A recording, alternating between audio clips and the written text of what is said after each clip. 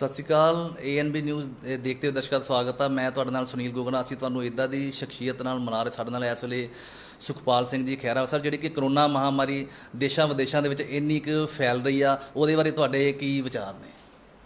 ਦੇਖੋ, ਮੇਰਾ ਇਹ ਮੰਨਣਾ ਵਾ ਕਿ ਜਿਸ ਵਕਤ ਤੱਕ ਕਰੋਨਾ ਮਹਾਮਾਰੀ ਹਲੇ ਸ਼ੁਰੂਆਤ ਹੋਈ ਸੀਗੀ ਸਾਰੇ ਵਿਸ਼ਵ ਦੇ ਵਿੱਚ, ਉਸ ਵਕਤ ਤਾਂ ਇੰਡੀਆ ਨੇ ਤੇ ਪੰਜਾਬ ਨੇ ਕੰਪਲੀਟ ਮੁਕੰਮਲ ਲੋਕਡਾਊਨ ਤੇ ਕਰਫਿਊ ਲਾਤਾ ਸੀਗਾ ਔਰ ਮੈਂ ਸਮਝਦਾ ਕਿ ਅੱਛਾ ਫੈਸਲਾ ਸੀਗਾ। ਲਗਭਗ 60 ਦਿਨ ਸਾਰਾ ਦੇਸ਼ ਬੰਦ ਰਿਹਾ ਔਰ ਉਹਦੇ ਨਾਲ ਕੀ ਹੋਇਆ ਕਿ ਜਿਹੜੀ ਮਹਾਮਾਰੀ ਸੀਗੀ ਉਹ ਕੰਟਰੋਲ ਵਿੱਚ ਰਹੀ ਔਰ ਜਿਹੜੀਆਂ ਮੌਤਾਂ ਸੀ ਉਹ ਘੱਟ ਹੋਈਆਂ। ਪਰ ਦੁੱਖ ਨਾਲ ਕਹਿਣਾ ਪੈਂਦਾ ਕਿ ਸਰਕਾਰਾਂ ਨੇ ਆਪਣੀ ਕਮਾਈ ਨੂੰ ਮੱਦੇਨਜ਼ਰ ਰੱਖਦੇ ਹੋਇਆ, ਆਪਣੀ ਰੈਵਨਿਊ ਕਿਉਂਕਿ ਉਹਨਾਂ ਦੀ ਘੱਟ ਰਹੀ ਸੀ, ਸ਼ਰਾਬ ਤੋਂ ਆਮਦਨ ਘੱਟ ਰਹੀ ਸੀ, ਰਜਿਸਟਰੀਆਂ ਤੋਂ ਘੱਟ ਰਹੀ ਸੀ ਜਾਂ ਹੋਰਨਾਂ ਸਰੋਤਾਂ ਤੋਂ ਘੱਟ ਰਹੀ ਸੀ, ਉਹਨਾਂ ਨੇ ਚੱਕ ਕੇ ਬਿਨਾਂ ਕਿਸੇ ਅੱਛੇ ਪਲਾਨ ਤੋਂ ਬਿਲਕੁਲ ਇੱਕਦਮ ਸਾਰਾ ਪੰਜਾਬ ਜਿਹੜਾ ਖੋਲ੍ਹ ਦਿੱਤਾ। ਮੈਂ ਇਕੱਲੇ ਪੰਜਾਬ ਦੀ ਗੱਲ ਕਰ ਰਿਹਾ, ਵੈਸੇ ਤਾਂ ਸਾਰੇ ਦੇਸ਼ ਤੇ ਲਾਗੂ ਹੁੰਦਾ। ਉਹਦੇ ਨਾਲ ਲੋਕਾਂ ਦੀਆਂ ਜਾਨਾਂ ਨੂੰ ਟੋਟਲ ਖਤਰੇ 'ਚ ਪਾਤਾ।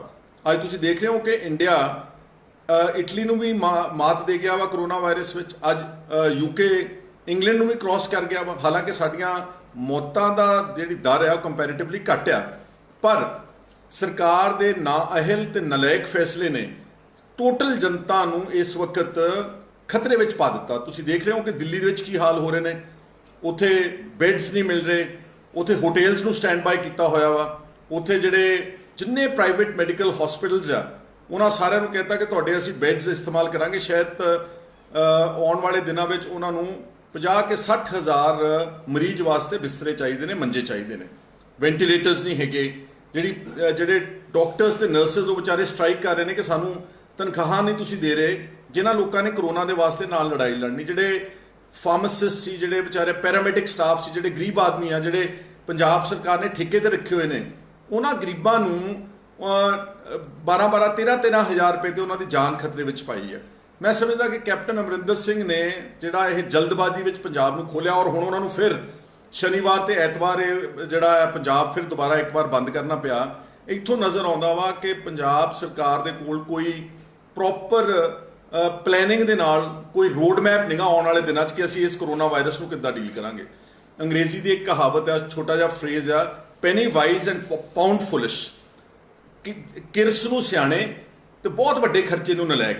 ਉਹ ਪੰਜਾਬ ਸਰਕਾਰ ਦੀ ਹਾਲਾਤ ਹੈ। ਔਰ ਤੁਸੀਂ ਦੇਖਿਆ ਕਿ ਸ਼ਨੀਵਾਰ ਐਤਵਾਰ ਕਿਸ ਤਰ੍ਹਾਂ ਦੇ ਫਰਮਾਨ ਆਏ ਕਿ ਜੀ ਬਾਜ਼ਾਰ ਬੰਦ ਰਹਿਣਗੇ ਲੇਕਿਨ ਠੇਕੇ ਖੁੱਲੇ ਰਹਿਣਗੇ। ਇਹਦੇ ਨਾਲੋਂ ਜ਼ਿਆਦਾ ਕੀ ਕਹਿੰਦੇ ਕੋਝਾ ਮਜ਼ਾਕ ਪੰਜਾਬ ਦੇ ਲੋਕਾਂ ਨਾਲ ਨਹੀਂ ਹੋ ਸਕਦਾ। ਇੱਕ ਪਾਸੇ ਬਿਮਾਰੀ ਫੈਲ ਰਹੀ ਹੈ ਤੇ ਪੰਜਾਬ ਸਰਕਾਰ ਨੂੰ ਲੋਕਾਂ ਦੀ ਘੱਟ ਫਿਕਰ ਹੈ। ਸਾਡੇ ਸਾਰੇ ਸਤਿਕਾਰਯੋਗ ਘੱਟੋ ਘੱਟ ਪੰਜਾਬ, ਵੈਸੇ ਤਾਂ ਦੇਸ਼ ਵਾਸੀਆਂ ਨੂੰ ਅਪੀਲ ਕਰਨਾ ਚਾਹੁੰਦਾ, ਛੱਡ ਦਿੱਤਾ ਵਾ। ਇਹ ਹੁਣ ਤੁਹਾਡੀ ਸਿਆਣਪ ਆ, ਆਪਣੀ ਸਿਆਣਪ ਆ ਕਿ ਆਪਾਂ ਜ਼ਿਆਦਾ ਤੋਂ ਜ਼ਿਆਦਾ ਇਸ ਨੂੰ ਅੰਦਰ ਰਹਿਣ ਦੀ ਕੋਸ਼ਿਸ਼ ਕਰੀਏ। ਬੇਲੋੜੀ ਜਿਹੜੀ ਆਪਾਂ ਐਵੇਂ ਹੀ ਸਕੂਟਰ ਚੱਕ ਕੇ, ਗੱਡੀ ਮੋਟਰ ਚੱਕ ਕੇ ਬਾਹਰ ਬਾਜ਼ਾਰਾਂ 'ਚ ਤੁਰੇ ਫਿਰਦੇ, ਦੇਰ ਇਜ਼ ਨੋ ਫੈਲਣ ਦਾ ਚਾਂਸ ਆ। ਇਹ ਕਈ ਘੰਟੇ ਹਵਾ ਦੇ ਵਿੱਚ ਰਹੇਗਾ ਔਰ ਪਹਿਲਾਂ 3 ਫੁੱਟ ਕਿਹਾ ਗਿਆ ਸੀ ਦੂਰੀ, ਫਿਰ 6 ਫੁੱਟ। ਹੁਣ ਇਹ ਵੀ ਰਿਸਰਚ ਵਿੱਚ ਆਇਆ ਕਿ ਇਹ ਜਿਹੜੇ ਡ੍ਰੌਪਲੇਟਸ ਨੇ ਇਹ 12 ਫੁੱਟ ਤੱਕ ਵੀ ਮਾਰ ਕਰ ਸਕਦੇ ਨੇ। ਇਸ ਲਈ ਸੋਸ਼ਲ ਡਿਸਟੈਂਸਿੰਗ ਜਿਹੜਾ ਆਪਣਾ ਪੁਰਾਣਾ ਚੱਲਿਆ ਆਉਂਦਾ ਸਿਸਟਮ, ਉਸ ਨੂੰ ਮੇਨਟੇਨ ਕਰੋ ਔਰ ਆਪ ਹੀ ਆਪਣਾ ਇਹਤਿਆਤ ਰੱਖ ਲਓ। ਸਰਕਾਰਾਂ ਦੇ ਕੋਲ ਕੁਝ ਨਹੀਂ ਆ ਤੁਹਾਡੇ ਕੋਲ ਦੇਣ ਵਾਸਤੇ। ਜਿਹੜੀ ਸਰਕਾਰ 60 ਦਿਨਾਂ 'ਚ 500 ਰੁਪਏ ਦਾ ਰਾਸ਼ਨ ਨਹੀਂ ਦੇ ਸਕੀ, ਜਿਹੜੀਆਂ ਸਰਕਾਰਾਂ ਆਪਣੀ ਮਸ਼ਹੂਰੀ ਵਾਸਤੇ ਇਹਨਾਂ ਦਿਨਾਂ ਵਿੱਚ ਵੀ ਫੋਟੋਆਂ ਲਾ ਰਹੀਆਂ ਆਪਣੀਆਂ ਪਾਰਟੀ ਦੀਆਂ ਤੇ ਆਪਣੇ ਲੀਡਰਾਂ ਦੀਆਂ, ਉਹਦੇ ਨਾਲੋਂ ਨਿਖਿੱਧ ਸਰਕਾਰ ਨਹੀਂ ਹੋ ਸਕਦੀਆਂ। ਕੈਨੇਡਾ, ਅਮਰੀਕਾ, ਵਿਕਸਿਤ ਕੰਟਰੀਜ਼ ਨੇ ਆਪਣੇ ਵਸਿੰਦਿਆਂ ਨੂੰ ਇਸ ਵਾਇਰਸ ਵਿੱਚ $2-2 ਹਜ਼ਾਰ ਪਾਇਆ ਇੱਕ ਮਹੀਨੇ ਦਾ। ਚਲੋ 1-1 ਲੱਖ ਰੁਪਇਆ ਹਰ ਮਹੀਨੇ ਹਰ ਨਾਗਰਿਕ ਨੂੰ।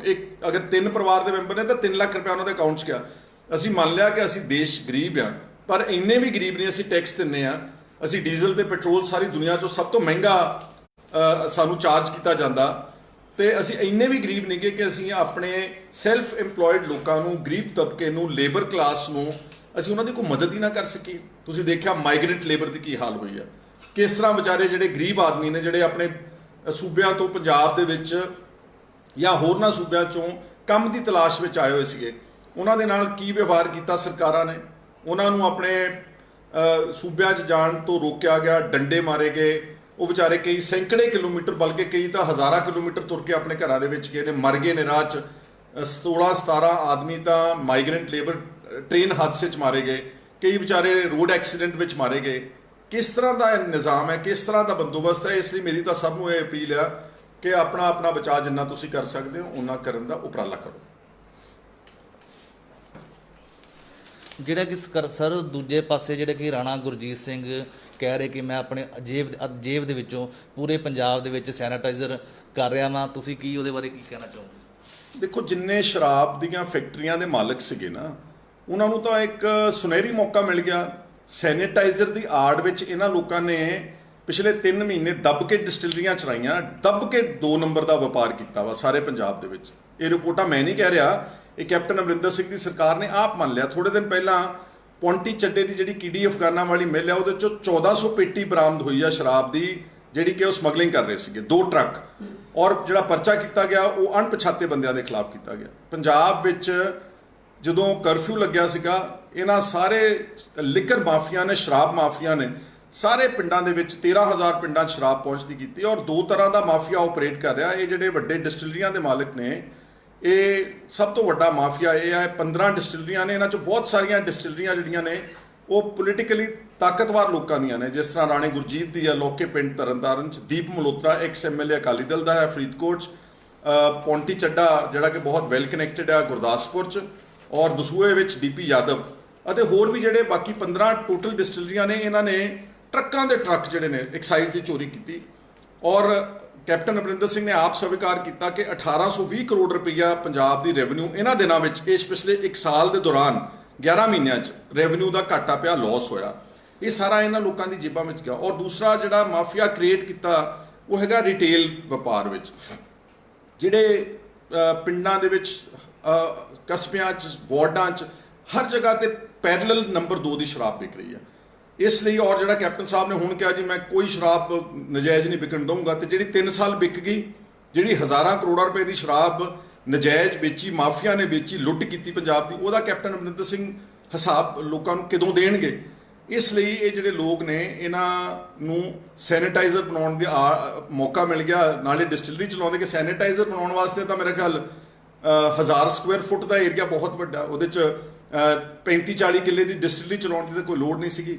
Number 2, world health organisation WHO ਨੇ ਕਿਹਾ ਕਿ ਜਿਹੜੇ ਕੁਝ ਆਗੂ ਜਿਹੜੇ ਨੇ ਨੰਬਰ ਬਣਾਉਣ ਦੀ ਖਾਤਰ ਸਾਰੇ ਬਾਜ਼ਾਰਾਂ ਵਿੱਚ ਸਪਰੇਆਂ ਕਰਦੇ ਫਿਰ ਉਹਦੀ ਕੋਈ ਵੈਲਿਊ ਨਹੀਂ ਗੀ। ਜਿਹੜਾ ਤੁਸੀਂ ਦੁਕਾਨਾਂ ਤੇ ਸਪਰੇਆਂ ਕਰਦੇ ਹੋ, ਸੜਕਾਂ ਤੇ ਸਪਰੇਆਂ ਕਰਦੇ, it is in fact health hazard. ਜਿਹੜੇ ਲੋਕਾਂ ਨੂੰ ਸਾਹ ਦੀ ਬਿਮਾਰੀ ਆ, ਜਿਹੜੇ ਕੁਝ ਬਹੁਤ ਸਾਰੇ ਲੋਕਾਂ ਨੂੰ ਸਕਿਨ ਦੀ ਬਿਮਾਰੀ ਹੋ ਜਾਂਦੀ ਆ। ਸੈਨੀਟਾਈਜ਼ ਇਜ਼ ਓਨਲੀ ਤੁਹਾਡੇ ਇੰਡੀਵਿਜੂਅਲ ਦੇ ਹੱਥ ਜਾਂ ਜਿਹੜਾ ਤੁਸੀਂ ਸਮਾਨ ਲੈ ਕੇ ਆ ਰਹੇ ਹੋ ਉਸ ਨੂੰ ਸੈਨੀਟਾਈਜ਼ ਕਰਨ ਦੀ ਕੀਮਤ ਹੈ। ਇਸ ਲਈ ਬਹੁਤੀਆਂ ਗੱਲਾਂ ਸਿਆਸਤ ਤੋਂ ਪ੍ਰੇਰਿਤ ਨੇ। ਮੈਂ ਸਮਝਦਾ ਕਿ ਬਹੁਤ ਸਾਰੇ ਲੋਕਾਂ ਨੇ ਅੱਛਾ ਕੰਮ ਕੀਤਾ ਇਹਨਾਂ ਦਿਨਾਂ ਵਿੱਚ। ਠੀਕ ਹੈ, ਜਿਨ੍ਹਾਂ ਲੋਕਾਂ ਨੇ ਆਪਣੇ ਆਪਣੇ ਹਲਕਿਆਂ ਦੇ ਵਿੱਚ ਰਾਸ਼ਨ ਵੰਡਿਆ, ਕੁਝ ਧਾਰਮਿਕ ਜਥੇਬੰਦੀਆਂ ਨੇ, ਸਮਾਜਿਕ ਜਥਿਆਂ, ਉਹਦੀ ਅਸੀਂ ਤਾਰੀਫ ਕਰਦੇ ਹਾਂ। ਸੋਨੂ ਸੂਦ ਸਾਡਾ ਪੰਜਾਬ ਦਾ ਇੱਕ ਅੱਛਾ ਐਕਟਰ, ਮੋਗੇ ਤੋਂ ਜੰਮਿਆ ਪੰਜਾਬੀ, ਉਸਨੇ ਪੰਜਾਬੀਆਂ ਦਾ ਨਾਮ ਬੜਾ ਸਿਰ ਉੱਚਾ ਕੀਤਾ। ਉਹਨਾਂ ਨੇ ਸਾਰੀ ਦੁਨੀਆ ਦੇ ਵਿੱਚ ਜਾ ਕੇ ਜਿਹੜਾ ਹੈ ਮਾਈਗ੍ਰੈਂਟ ਲੇਬਰ ਦੀ ਮਦਦ ਕੀਤੀ, ਕਰੋੜਾਂ ਰੁਪਏ ਆਪਣੇ ਕੋਲੋਂ ਖਰਚੇ। ਇਸ ਨੂੰ ਕਹਿੰਦੇ ਨੇ ਜੈਨੂਅਨ ਮਦਦ ਕਰਨੀ ਲੋਕਾਂ ਦੀ। ਜਿਹੜਾ ਕਿ ਰਾਣਾ ਗੁਰਜੀਤ ਸਿੰਘ ਨੇ ਪਿੱਛੇ ਇੱਕ ਵੀਡੀਓ ਵਾਇਰਲ ਸੀ, ਜਦੋਂ ਕਿ ਕਰੋਨਾ ਮਹਾਮਾਰੀ ਕਰਕੇ ਪੋਜ਼ਿਟਿਵ ਕੇਸ ਸਾਰੇ ਆ ਰਹੇ ਸੀ। ਉਹਨਾਂ ਦਾ ਇਹ ਕਹਿਣਾ ਕਿ ਮੈਂ CM ਸਾਹਿਬ ਨਾਲ ਗੱਲਬਾਤ ਕੀਤੀ ਕਿ CM ਕਹਿੰਦੇ ਕਿ ਤੁਸੀਂ ਉਦੋਂ ਆਪਣੇ ਜ਼ਿਲ੍ਹੇ ਦਾ ਤੂੰ ਆਪ ਹੀ ਚੀਫ ਮਿਨਿਸਟਰ। ਦੇਖੋ, ਇਸ ਗੱਲ ਤੋਂ ਮੈਂ ਪਰੇ ਹਟ ਕੇ ਤੁਹਾਡੇ ਨਾਲ ਇੱਕ ਗੱਲ ਕਰਨਾ ਚਾਹੁੰਦਾ। ਜਿਹੜੀ ਲੋਕਾਂ ਦੇ ਅਸਲ ਮੁੱਦੇ ਨੇ, ਇਹ ਛੋਟੀਆਂ ਗੱਲਾਂ ਨੇ, ਇਹ ਇੰਡੀਵਿਜੂਅਲ ਗੱਲਾਂ ਨੇ। ਅੱਜ ਮੋਦੀ ਸਾਹਿਬ ਦੀ ਸਰਕਾਰ ਨੇ 3 ਐਂਟੀ ਫਾਰਮਰ ਆਰਡੀਨੈਂਸ ਪਾਸ ਕੀਤੇ ਨੇ ਦੇਸ਼ ਵਿੱਚ। ਉਹਨਾਂ ਨੇ ਦੇਖਿਆ ਕਿ ਕਰੋਨਾ ਦੀ ਆੜ ਵਿੱਚ ਪਾਰਲੀਮੈਂਟ ਤਾਂ ਕੰਮ ਕਰ ਨਹੀਂ ਰਹੀ, ਤੇ ਉਹਨਾਂ ਨੇ 3 ਜਿਹੜੇ ਆਰਡੀਨੈਂਸ ਪਾਸ ਕੀਤੇ ਨੇ, ਉਹ ਦੇਸ਼ ਦੇ ਤੇ ਪੰਜਾਬ ਦੇ ਕਿਸਾਨ ਦੇ ਬਹੁਤ ਵੱਡੀ ਇੱਕ ਖਿਲਾਫਤ ਹੋਣ ਜਾ ਰਹੀ ਆ। ਔਰ ਉਹਦੇ 'ਚ ਉਹਨਾਂ ਨੇ ਜਿੱਦਾਂ ਪਹਿਲਾਂ ਕਿਹਾ ਸੀਗਾ 1 ਨੇਸ਼ਨ 1 ਟੈਕਸ, ਜਦੋਂ GST ਲੈ ਕੇ ਗਏ ਨੇ ਉਹਦਾ ਵੀ ਬੜਾ ਘਾਟਾ ਪਿਆ, ਸਾਡੀ ਵਿੱਤੀ ਅਧਿਕਾਰ ਖੋਏ ਗਏ ਨੇ। ਔਰ ਹੁਣ ਉਹਨਾਂ ਨੇ ਇੱਕ ਦੇਸ਼ ਤੇ ਇੱਕ ਮੰਡੀ, ਇੱਕ ਦੇਸ਼ ਇੱਕ ਮੰਡੀ, ਇਹ ਜਿਹੜਾ ਹੈ ਇਹਦੇ 'ਚ ਪ੍ਰਾਈਵੇਟਾਈਜੇਸ਼ਨ ਕਰਨ ਜਾ ਰਹੇ ਨੇ ਸਾਰੇ ਪ੍ਰੋਕਿਉਰਮੈਂਟ ਪ੍ਰੋਸੈਸ ਦੀ। ਔਰ ਇਹਦੇ 'ਚ ਉਹ ਵੱਡੇ ਵੱਡੇ ਅਡਾਨੀ, ਅੰਬਾਨੀ, ਟਾਟੇ, ਬਿਰਲੇ ਹੁਣ ਤੁਹਾਡੀ ਖੇਤੀ ਦੇ ਸੈਕਟਰ ਵਿੱਚ ਮੋਦੀ ਸਾਹਿਬ ਵੜਨ ਜਾ ਰਹੇ ਨੇ। ਔਰ ਇੱਥੇ ਯਾਦ ਰਹੇ ਕਿ ਗਡਕਰੀ ਸਾਹਿਬ ਜਿਹੜੇ ਯੂਨੀਅਨ ਮਿਨਿਸਟਰ ਨੇ, ਉਹਨਾਂ ਦਾ ਮੈਂ ਆਪ ਇੰਟਰਵਿਊ ਸੁਣਿਆ ਜਿਹਦੇ ਵਿੱਚ ਉਹਨਾਂ ਨੇ ਕਿਹਾ ਕਿ ਅਸੀਂ MSP ਦੇ ਹੀ ਨਹੀਂ ਸਕਦੇ, MSP ਦੀ ਲੋੜ ਹੀ ਨਹੀਂ ਪੈਣੀ ਚਾਹੀਦੀ। ਜਦ ਅਸੀਂ ਪ੍ਰਾਈਵੇਟ ਪ੍ਰੋਕਿਉਰਮੈਂਟ ਵਿੱਚ ਵੱਡੇ ਵੱਡੇ ਕਾਰਪੋਰੇਟ ਘਰਾਣੇ ਆਣ ਕੇ ਖਰੀਦ ਕਰਨਗੇ ਤੇ ਕਿਸਾਨ ਆਪਣੀ ਫਸਲ ਜਿੱਥੇ ਮਰਜ਼ੀ ਵੇਚ ਸਕਦਾ ਹੈ। ਇਹਦੀ ਆੜ ਵਿੱਚ ਕਿ ਅਸੀਂ ਫ੍ਰੀ ਮਾਰਕੀਟ ਕ੍ਰੀਏਟ ਕਰ ਰਹੇ ਹਾਂ ਕਿ ਕਿਸਾਨ ਕੋਈ ਜ਼ਰੂਰੀ ਨਹੀਂਗਾ ਕਿ ਉਹ ਆਪਣੇ ਮੰਡੀ ਵਿੱਚ ਆਪਣੇ ਸੂਬੇ ਦੀ ਮੰਡੀ 'ਚ ਹੀ ਵੇਚੇ, ਉਹ ਕਿਸੇ ਸੂਬੇ ਵਿੱਚ ਵੀ ਜਾ ਸਕਦਾ। ਮੈਂ ਮੋਦੀ ਸਾਹਿਬ ਨੂੰ ਯਾਦ ਕਰਾਉਣਾ ਚਾਹੁੰਦਾ ਕਿ ਇਸ ਦੇਸ਼ ਵਿੱਚ 86% ਜਿਹੜੇ ਕਿਸਾਨ ਨੇ ਉਹ 2 ਏਕੜ ਤੋਂ ਘੱਟ ਦੇ ਮਾਲਕ ਨੇ। ਉਹ ਤਾਂ ਆਪਣੀ ਫਸਲ ਬੜੀ ਮੁਸ਼ਕਿਲ ਨਾਲ ਆਪਣੇ ਪਿੰਡ ਦੀ ਮੰਡੀ ਵਿੱਚ ਵੇਚ ਸਕਦੇ ਨੇ ਤੇ ਉਹ ਦੂਜੀ ਸਟੇਟ ਵਿੱਚ ਕਰਨਾਟਕਾ, ਮੱਧ ਪ੍ਰਦੇਸ਼ ਜਾਂ ਹਰਿਆਣਾ ਵਿੱਚ ਵੀ ਜਾ ਕੇ ਆਪਣੀ ਫਸਲ ਕਿੱਦਾਂ ਵੇਚ ਸਕਦੇ ਨੇ। ਅਸਲ ਵਿੱਚ ਚੋਰ ਦਰਵਾਜ਼ੇ ਰਾਹੀਂ ਪ੍ਰਾਈਵੇਟ ਜਿਹੜੇ ਵੱਡੇ ਵੱਡੇ ਵਪਾਰੀ ਨੇ ਉਹਨਾਂ ਨੂੰ ਹੁਣ ਮੌਕਾ ਦਿੱਤਾ ਜਾਵੇਗਾ ਕਿ ਤੁਸੀਂ ਕਿਸਾਨਾਂ ਦਾ ਸ਼ੋਸ਼ਣ ਕਰੋ, ਅਸੀਂ ਸਰਕਾਰ ਤੁਹਾਡੇ ਪਿੱਛੇ ਖੜੀਆਂ। ਔਰ ਗੱਲ ਯਾਦ ਰਹੇ, ਗਡਕਰੀ ਸਾਹਿਬ ਨੇ ਕਹਿ ਵੀ ਦਿੱਤਾ ਵਾ ਆਉਣ ਵਾਲੇ ਦਿਨਾਂ ਵਿੱਚ ਸਮੇਂ ਵਿੱਚ ਜਿਹੜੀ ਮਿਨੀਮਮ ਸਪੋਰਟ ਪ੍ਰਾਈਸ ਦੀ ਪ੍ਰਣਾਲੀ ਆ ਉਹ ਖਤਮ ਕੀਤੀ ਜਾਵੇਗੀ ਔਰ ਕਿਸਾਨਾਂ ਨੂੰ ਵਪਾਰੀਆਂ ਦੇ ਰਹਿਮੋ ਕਰਮ ਤੇ ਛੱਡਿਆ ਜਾਵੇਗਾ। ਔਰ ਦੂਸਰਾ ਨਾਲ ਜਿਹੜਾ ਸਾਡੇ ਸੂਬਿਆਂ ਦੇ ਵੱਧ ਅਧਿਕਾਰਾਂ ਤੇ ਬਹੁਤ ਵੱਡਾ ਹਮਲਾ, ਜਿਹਦੇ ਲਈ ਅਕਾਲੀ ਦਲ ਮੈਂ ਸਮਝਦਾ ਭਾਈਵਾਲ ਹੈ ਇਸ ਵੇਲੇ ਬੀਜੇਪੀ ਦੀ, ਜਿਹੜਾ ਉਹਨਾਂ ਨੇ APMC ਐਕਟ ਖਤਮ ਕੀਤਾ ਵਾ, ਜਿਹੜਾ agriculture produce marketing committee act ਸੀਗਾ ਪੰਜਾਬ ਦੇ ਕੋਲ। ਮੈਂ ਇਕੱਲੇ ਪੰਜਾਬ ਦੀ ਮਿਸਾਲ ਦਿੰਦਾ, ਸਾਡੇ ਕੋਲ 13,000 ਪਿੰਡਾਂ ਵਿੱਚ ਪ੍ਰੋਕਿਉਰਮੈਂਟ ਸੈਂਟਰ ਸੀਗੇ, ਸਾਡੇ ਕੋਲ ਸਰਕਾਰੀ ਮੰਡੀਆਂ ਤੇ MSP ਦੀ ਪ੍ਰਣਾਲੀ ਸੀਗੀ। ਇਹਨਾਂ ਨੇ ਕਹਿਤਾ ਕਿ ਅਸੀਂ ਉਹ APMC ਐਕਟ ਖਤਮ ਕਰ ਰਹੇ ਹਾਂ ਤੇ ਉਹ ਤੁਸੀਂ ਪ੍ਰਾਈਵੇਟ ਵਪਾਰੀਆਂ ਨੂੰ ਆਪਣੀ ਫਸਲ ਵੇਚਿਆ ਕਰੋ। ਜਿਹੜਾ APMC ਮਾਰਕੀਟ ਕਮੇਟੀਆਂ ਦੇ ਰਾਹੀਂ ਹਰ ਇੱਕ ਕੁਇੰਟਲ ਦੇ ਪਿੱਛੇ ਲਗਭਗ 150 ਰੁਪਈਆ ਮੰਡੀ ਬੋਰਡ ਨੂੰ, ਪੰਜਾਬ ਦਾ ਮੰਡੀ ਬੋਰਡ ਨੂੰ ਇਕੱਠਾ ਹੁੰਦਾ ਸੀ ਫਸਲ ਦਾ, ਕਣਕ ਦਾ ਵੀ ਤੇ ਝੋਨੇ ਦਾ ਵੀ। ਔਰ ਤੁਸੀਂ ਦੇਖਦੇ ਹੋ ਕਿ ਲੱਖਾਂ ਮੈਟ੍ਰਿਕ ਟਨ ਪੰਜਾਬ ਸਰਕਾਰ ਕਣਕ ਵੀ ਖਰੀਦ ਕਰਦੀ ਹੈ ਤੇ ਝੋਨਾ ਵੀ ਖਰੀਦ ਕਰਦੀ ਹੈ। ਇਹਦੇ ਨਾਲ ਸੈਂਕੜੇ ਕਰੋੜ ਰੁਪਇਆ ਬਤੌਰ ਟੈਕਸ ਰੈਵਨਿਊ ਕਿਸਾਨ ਨਹੀਂ ਸੀ ਦਿੰਦਾ, ਉਹ ਮੰਡੀ ਬੋਰਡ ਦੇ ਕੋਲ ਜਮ੍ਹਾਂ ਹੁੰਦਾ ਸੀਗਾ। ਉਸ ਪੈਸੇ ਦੇ ਨਾਲ ਉਹ ਪਿੰਡਾਂ ਦੇ ਵਿੱਚ ਜਾ ਕੇ ਵਿਕਾਸ ਕਰਾਉਂਦੇ ਸੀਗੇ। ਜਿਹੜੀਆਂ ਪਿੰਡਾਂ 'ਚ ਲਿੰਕ ਰੋਡਸ ਬਣਾਉਂਦੇ ਸੀ ਮੰਡੀ ਬੋਰਡ ਉਸ ਪੈਸੇ ਨਾਲ ਬਣਾਉਂਦਾ ਸੀਗਾ। ਸਾਡੇ ਕੋਲੋਂ ਇਹ ਵੀ ਅਧਿਕਾਰ ਜਿਹੜਾ ਖੋਲਿਆ ਗਿਆ ਮੋਦੀ ਸਾਹਿਬ ਦੀ ਸਰਕਾਰ ਵੱਲੋਂ। ਇਹਦਾ ਮਤਲਬ ਇਹ ਆ ਕਿ ਸਾਡੇ ਸੂਬਿਆਂ ਦੇ ਅਧਿਕਾਰਾਂ ਦੇ ਉੱਤੇ ਇਸ ਆਰਡੀਨੈਂਸ ਦੀ ਆੜ ਵਿੱਚ ਡਾਕਾ ਮਾਰਿਆ ਗਿਆ ਵਾ। ਔਰ ਮੈਂ ਸਵਾਲ ਪੁੱਛਣਾ ਚਾਹੁੰਦਾ ਸੁਖਬੀਰ ਸਿੰਘ ਬਾਦਲ ਨੂੰ ਕਿ ਇਕੱਲੇ ਬਿਆਨ ਦੇਣ ਨਾਲ ਕੁਝ ਨਹੀਂ ਬਣੇਗਾ ਕਿ ਅਸੀਂ MSP ਨਹੀਂ ਖਤਮ ਹੋਣ ਦੇਵਾਂਗੇ, ਅਸੀਂ ਐਜੀਟੇਸ਼ਨ ਕਰਾਂਗੇ। ਤੁਹਾਡੀ ਧਰਮ ਪਤਨੀ ਬੀਬੀ ਹਰਸਿਮਰਤ ਕੌਰ ਬਾਦਲ ਮੋਦੀ ਸਾਹਿਬ ਦੀ ਕੈਬਨਿਟ ਦੇ ਵਿੱਚ ਬੈਠੀ ਹੈ ਔਰ ਉਹਨਾਂ ਨੇ ਜਿਹੜਾ ਇਹ ਫੈਸਲਾ ਲਿਆ ਤੇ ਆਰਡੀਨੈਂਸ ਪਾਸ ਕੀਤੇ ਨੇ, ਉਹਦੇ 'ਚ ਹਰਸਿਮਰਤ ਕੌਰ ਬਾਦਲ ਦੀ ਸ਼ਮੂਲੀਅਤ ਆ। ਉਹਨਾਂ ਨੇ ਜਿਹੜੇ ਪਹਿਲਾਂ ਵੀ ਸਾਡੇ ਵਿੱਤੀ ਅਧਿਕਾਰਾਂ ਤੇ ਡਾਕਾ ਮਾਰਿਆ ਗਿਆ, GST ਦਾ ਜਿਹੜਾ ਟੈਕਸ ਪਾਸ ਕੀਤਾ ਗਿਆ, ਉਹਦੇ ਵਿੱਚ ਵੀ ਬੀਬੀ ਹਰਸਿਮਰਤ ਕੌਰ ਪਾਰਟੀ ਸੀਗੀ। ਅੱਜ ਪੰਜਾਬ ਦਾ 4000 ਕਰੋੜ ਰੁਪਈਆ GST ਦਾ ਬਕਾਇਆ ਪੈਸਾ ਮੋਦੀ ਸਾਹਿਬ ਸਰਕਾਰ ਮਾਰ ਕੇ ਬੈਠੀ ਹੈ। ਔਰ ਅਸੀਂ ਜਦੋਂ ਵਿਧਾਨ ਸਭਾ 'ਚ captain Amarinder Singh bill pass ਕਰ ਰਹੇ ਸੀ, ਅਸੀਂ ਬਹੁਤ ਉਹਨਾਂ ਨੂੰ ਚੇਤਾਵਨੀ ਦਿੱਤੀ ਸੀਗੀ ਕਿ ਇਹ ਤੁਸੀਂ ਆਪਣੇ ਹੱਥ ਵੱਢ ਕੇ ਕੇਂਦਰ ਦੇ ਵਿੱਚ ਦੇ ਰਹੇ ਹੋ। ਆਪਣਾ ਸਰਮਾਇਆ ਆਪਣੇ ਟੈਕਸ ਤੁਸੀਂ ਪਹਿਲਾਂ ਕੇਂਦਰ ਨੂੰ ਦਿਓਗੇ, ਫਿਰ ਉਹਨਾਂ ਕੋਲ ਮੰਗਦੇ ਰਿਹਾ ਕਰੋਗੇ। ਉਹੀ ਗੱਲ ਹੋਈ ਕਿ ਅੱਜ ਆਪਾਂ ਮੰਗਤਿਆਂ ਦੀ ਤਰ੍ਹਾਂ ਉਹਨਾਂ ਕੋਲ ਮੰਗ ਰਹੇ ਹਾਂ। ਅੱਜ ਮੈਂ ਸਮਝਦਾ ਕਿ ਸਟੇਟ ਸੂਬੇ ਨੇ ਜਿਹੜੇ ਉਹ ਬੇਸਿਕਲੀ ਗਲੋਰੀਫਾਈਡ ਮਿਊਨਿਸਪੈਲਿਟੀਆਂ ਬਣ ਕੇ ਰਹਿ ਗਈਆਂ, ਉਹਨਾਂ ਦੇ ਕੋਲ ਕੋਈ ਅਧਿਕਾਰ ਨਹੀਂਗਾ। ਔਰ ਅਕਾਲੀ ਦਲ ਜਿਹੜਾ ਵਾ ਇਹ ਸਾਰਾ ਜੋ ਘਾਣ ਹੋ ਰਿਹਾ ਫੈਡਰਲਿਜ਼ਮ ਦਾ, ਜੋ ਅਧਿਕਾਰਾਂ ਦੇ ਉੱਤੇ ਡਾਕੇ ਵੱਜ ਰਹੇ ਨੇ, ਅਕਾਲੀ ਦਲ ਇਹਨਾਂ ਦੇ ਵਿੱਚ ਭਾਈਵਾਲ ਬਣ ਕੇ ਮੂਕ ਦਰਸ਼ਕ ਬਣ ਕੇ ਬੈਠਾ। ਔਰ ਇਸ ਤੋਂ ਪਹਿਲਾਂ ਜੋ 370 ਧਾਰਾ ਤੋੜੀ ਗਈ ਜੰਮੂ ਕਸ਼ਮੀਰ ਦੇ ਵਿੱਚ, ਜਿਹੜਾ ਅਕਾਲੀ ਦਲ ਘੱਟ ਗਿਣਤੀਆਂ ਦਾ ਲੰਬੜਦਾਰ ਸੀ, ਜਿਹੜਾ ਫੈਡਰਲ ਢਾਂਚੇ ਦਾ ਵੋਟਰੀ ਸੀਗਾ, ਉਸ ਦੇ ਸਾਹਮਣੇ ਜੰਮੂ ਕਸ਼ਮੀਰ ਦੇ 2 ਟੋਟੇ ਗਏ, ਯੂਨੀਅਨ ਟੈਰੀਟਰੀਜ਼ ਬਣਾ ਦਿੱਤੀ ਗਈ। ਅਕਾਲੀ ਦਲ ਨੇ ਉਸ ਵਕਤ ਜਿਹੜੀ BJP ਨੂੰ ਵੋਟ ਪਾਈ ਆ, ਉਹ ਲੋਕਾਂ ਦੀ ਕਚਹਿਰੀ ਦੇ ਲੋਕਾਂ ਦੀ ਅੱਖਾਂ ਤੋਂ ਹਲੇ ਉਹ ਗੱਲ ਭੁੱਲੀ ਨਹੀਂ ਗਈ। ਇਸ ਲਈ ਅਕਾਲੀ ਦਲ ਮੈਂ ਸਮਝਦਾ ਕਿ ਦੋਹਰੇ ਮਾਪਦੰਡਾਂ ਤੇ ਉਤਰੀ ਹੋਈ ਆ। ਇਸ ਲਈ ਉਹਨਾਂ ਨੂੰ ਇਸ ਗੱਲ ਦੇ ਉੱਤੇ ਆਪਣਾ ਸਥਿਤੀ ਸਪਸ਼ਟ ਕਰਨੀ ਚਾਹੀਦੀ ਆ। ਔਰ ਉਹ ਅਗਰ ਸਮਝਦੇ ਕਿ ਅਸੀਂ ਵਾਕਈ ਕਿਸਾਨਾਂ ਦੇ ਹਿਤੈਸ਼ੀ ਆ ਤੇ ਅਸੀਂ MSP ਪ੍ਰਣਾਲੀ ਦੇ ਹਿਤੈਸ਼ੀ ਆ, ਤੇ ਫਿਰ ਹਰਸਿਮਰਤ ਕੌਰ ਬਾਦਲ ਨੂੰ ਇਸਤੀਫਾ ਦੇ ਕੇ ਮੋਦੀ ਸਾਹਿਬ ਦੀ ਕੈਬਨਿਟ 'ਚੋਂ ਬਾਹਰ ਆਉਣਾ ਚਾਹੀਦਾ। ਇਸ ਦੇ ਨਾਲ ਨਾਲ ਇੱਕ ਹੋਰ ਵੱਡਾ ਹਮਲਾ ਜਿਹੜਾ ਕਿਸਾਨਾਂ ਦੇ ਉੱਤੇ ਕੀਤਾ ਜਾ ਰਿਹਾ, ਉਹ ਹੈਗਾ ਵਾ ਜੋ ਫ੍ਰੀ ਬਿਜਲੀ ਦਿੱਤੀ ਜਾ ਰਹੀ ਸੀ ਟਿਊਬਵੈਲਸ ਨੂੰ ਲੈ ਕੇ। ਤੁਸੀਂ ਸਭ ਨੇ ਦੇਖਿਆ ਕਿ ਕੈਪਟਨ ਅਮਰਿੰਦਰ ਸਿੰਘ ਨੇ ਆਪਣੀ ਕੈਬਨਿਟ ਵਿੱਚ ਇਹ ਮਤਾ ਪਾਸ ਕੀਤਾ ਕਿ ਆਉਣ ਵਾਲੇ ਦਿਨਾਂ ਵਿੱਚ ਅਸੀਂ ਟਿਊਬਵੈਲਸ ਦੇ ਉੱਤੇ ਬਿੱਲ ਲਾਵਾਂਗੇ ਤੇ ਕਿਸਾਨਾਂ ਨੂੰ DBT ਰਾਹੀਂ, ਡਾਇਰੈਕਟ ਬੈਨੀਫਿਟ ਟ੍ਰਾਂਸਫਰ ਦੇ ਰਾਹੀਂ ਸਬਸਿਡੀ ਦਿੱਤੀ ਜਾਵੇਗੀ। ਔਰ ਅਕਾਲੀਆਂ ਨੇ ਉਸ ਤੇ ਵੀ ਕਿਉਂਕਿ ਇਹ ਜਿਹੜਾ ਅਮਰਿੰਦਰ ਸਿੰਘ ਨੇ ਮਤਾ ਪਾਸ ਕੀਤਾ ਕੈਬਨਿਟ 'ਚ, 17 ਮਈ ਦੀ ਚਿੱਠੀ ਨਿਕਲੀ ਆ ਸਾਰੇ ਸੂਬਿਆਂ ਨੂੰ ਜਿਹੜੇ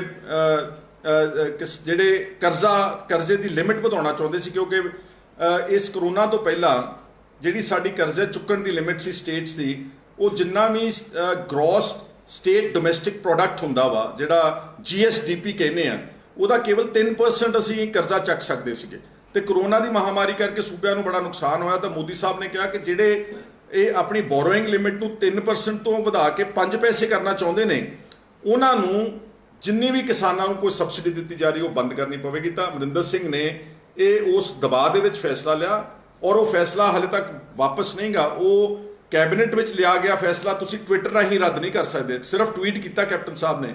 ਕੈਪਟਨ ਸਾਹਿਬ ਅਗਰ ਵਾਕਈ ਸੰਜੀਦਾ ਨੇ, ਸਮਝਦੇ ਨੇ ਕਿ ਕਿਸਾਨਾਂ ਦੀ ਮੰਦਹਾਲੀ ਆ ਤੇ ਇਹ ਫੈਸਲਾ ਨਹੀਂ ਲਾਗੂ ਹੋਣਾ ਚਾਹੀਦਾ ਤਾਂ ਉਹਨਾਂ ਨੂੰ ਇਹ ਫੈਸਲਾ ਕੈਬਨਿਟ ਵਿੱਚ ਦੁਬਾਰਾ ਰੱਦ ਕਰਨਾ ਚਾਹੀਦਾ, ਕਿਉਂਕਿ ਪੰਜਾਬ ਦਾ ਕਿਸਾਨ ਅੱਗੇ ਹੀ 1 ਲੱਖ ਕਰੋੜ ਰੁਪਏ ਦਾ ਕਰਜ਼ਈ ਆ, ਆਤਮ ਹੱਤਿਆ ਕਰ ਰਿਹਾ, ਉਹਦੇ ਨਾਲ ਖੇਤ ਮਜ਼ਦੂਰ ਵੀ ਅਫੈਕਟਡ ਆ।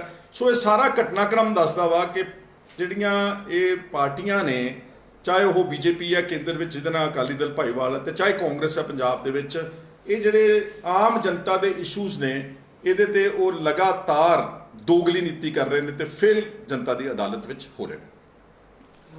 ਜਿੱਦਾਂ ਕਿ ਸਰਕਾਰ ਜਿਹੜੇ ਕਿ ਆਪਣੇ ਪੱਟੀ ਦੇ ਜਿਹੜੇ ਐਮਐਲਏ ਹਨ, ਹਰਮਿੰਦਰ ਸਿੰਘ ਗਿੱਲ, ਉਹਨਾਂ ਨੇ ਉੱਥੇ ਐਸਐਚਓ ਕੋਈ ਨਵੇਂ ਆਏ ਸੀ, ਉਹਨਾਂ ਨੇ ਉਹਨੂੰ ਦਬਕਾ ਮਾਰਿਆ ਕਿ ਨਹੀਂ ਜੀ ਤੂੰ ਐਮਐਲਏ ਲੱਗਾ ਵਾ, ਤੂੰ ਇਦਾਂ, ਤੈਨੂੰ ਪਤਾ ਨਹੀਂ ਮੈਂ ਕੌਣ ਆ, ਤੂੰ ਮੈਨੂੰ ਫੋਨ ਕਿਉਂ ਨਹੀਂ ਕੀਤਾ। ਜੇ ਲੀਡਰ ਹੀ ਇਦਾਂ ਕਰਨਗੇ ਤੇ ਬਾਕੀ ਆਪਣਾ ਸਰਕਾਰਾਂ ਕੀ ਕਰਨਗੀਆਂ? ਗਲਤ ਗੱਲ ਆ, ਇਸ ਦੇ ਅਸੀਂ ਸਖਤ ਵਿਰੋਧ ਕਰਦੇ ਹਾਂ। ਪਰ ਇਹ ਪਹਿਲਾ ਹਰਮਿੰਦਰ ਸਿੰਘ ਗਿੱਲ ਦਾ ਵਾਕਿਆਤ ਨਹੀਂ ਸਾਹਮਣੇ ਆਇਆ। ਪਹਿਲਾਂ ਭਾਰਤ ਭੂਸ਼ਣ ਆਸ਼ੂ ਮਿਨਿਸਟਰ ਨੇ ਇੱਕ ਡੀਐਸਪੀ ਨੂੰ ਧਮਕਾਇਆ ਟੈਲੀਫੋਨ ਤੇ, ਉਸ ਦੀ ਆਡੀਓ ਤੁਸੀਂ ਸੁਣੀ। ਉਹਨੇ ਇੱਕ ਜਿਹੜਾ ਲੋਕਲ ਬਾਡੀਜ਼ ਦਾ ਮਿਊਨਿਸਪਲ ਕਾਰਪੋਰੇਸ਼ਨ ਦਾ ਇੱਕ ਐਸਸੀ ਸੀਗਾ, ਉਸ ਨੂੰ ਇੱਕ ਸੀਐਲਯੂ ਨੂੰ ਲੈ ਕੇ ਸ਼ਰੇਆਮ ਧਮਕਾਇਆ। ਔਰ ਉਸ ਤੋਂ ਪਹਿਲਾਂ ਵੀ ਅਕਾਲੀਆਂ ਦੇ ਰਾਜ ਵਿੱਚ, ਕਾਂਗਰਸ ਦੇ ਰਾਜ ਵਿੱਚ ਇੱਕ ਵਾਰ ਨਹੀਂ ਅਨੇਕਾਂ ਵਾਰ ਇਹ ਸਾਰੀਆਂ ਗੱਲਾਂ ਆਈਆਂ। ਸਾਡਾ ਇਹ ਮੰਨਣਾ ਕਿ ਇਹ ਸਾਰਾ ਜਿਹੜਾ ਸਰਕਾਰੀ ਮਸ਼ੀਨਰੀ ਦਾ ਸਿਆਸੀਕਰਨ ਕੀਤਾ ਜਾ ਰਿਹਾ ਵਾ ਆਪਣੀਆਂ ਪਾਰਟੀਆਂ ਦੇ ਫਾਇਦੇ ਵਾਸਤੇ, ਇਹਦਾ ਲੋਕਾਂ ਨੂੰ ਕੋਈ ਲਾਭ ਨਹੀਂ ਹੋਵੇਗਾ। ਸੂਬਾ 2.5 ਲੱਖ ਕਰੋੜ ਰੁਪਏ ਦਾ ਕਰਜ਼ਈ ਪਹੁੰਚ ਚੁੱਕਾ ਵਾ।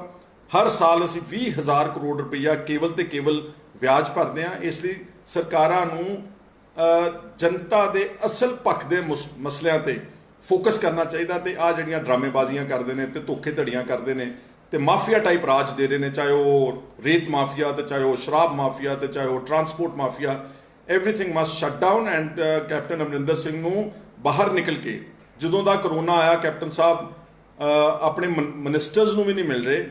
ਇਹ ਕਾਇਰਾਂ ਵਾਲੀ ਲੀਡਰਸ਼ਿਪ ਆ, ਉਹਨਾਂ ਨੂੰ ਥੋੜਾ ਆਪ ਬਾਹਰ ਨਿਕਲ ਕੇ, ਉਹਨਾਂ ਕੋਲ ਹੈਲੀਕਾਪਟਰਸ ਨੇ, ਉਹਨਾਂ ਕੋਲ ਐਂਬੂਲੈਂਸਿਸ ਆ, ਉਹਨਾਂ ਕੋਲ ਡਾਕਟਰਸ ਨੇ, ਉਹਨਾਂ ਨੂੰ ਜ਼ਿਲ੍ਹਾ ਪੱਧਰ ਤੇ ਘੱਟੋ ਘੱਟ ਜਾ ਕੇ ਹਰ ਚੀਜ਼ ਦਾ ਧਿਆਨ ਰੱਖਦਿਆਂ ਹੋਇਆਂ ਆਪਣੀ ਹਿਫਾਜ਼ਤ ਕਰਨ ਤੋਂ ਬਾਅਦ ਉਹਨਾਂ ਨੂੰ ਸਾਰੇ ਪੰਜਾਬ ਦੇ ਹਾਲਾਤ ਮੋਨੀਟਰ ਕਰਨੇ ਚਾਹੀਦੇ। ਉਹਨਾਂ ਨੂੰ ਕੁਝ ਪਤਾ ਨਹੀਂਗਾ ਕਿ ਜ਼ਮੀਨ ਤੇ ਕੀ ਹੋ ਰਿਹਾ, ਉਹ ਸਿਰਫ ਚੰਡੀਗੜ੍ਹ ਦੇ ਫਾਰਮ ਹਾਊਸ ਤੇ ਬੈਠੇ ਆਪਣੇ ਰਾਜ ਭਾਗ ਜਿਹੜਾ ਹੰਡਾਈ ਜਾਂਦੇ ਨੇ। ਬਹੁਤ ਬਹੁਤ ਸ਼ੁਕਰੀਆ, ਧੰਨਵਾਦ ਜੀ। ਸੋ ਇਹ ਸਨ ਸਾਡੇ ਨਾਲ ਸੁਖਪਾਲ ਸਿੰਘ ਜੀ ਖਹਿਰਾ, ਸਿਆਸਤੀ ਲੀਡਰ। ਮੈਂ ਸੁਨੀਲ ਗੋਗਨਾ, ਕੈਮਰਾਮੈਨ ਸੁਧੀਰ ਕਸ਼ਪ ਦੇ ਨਾਲ, ਕਪੂਰਥਲਾ।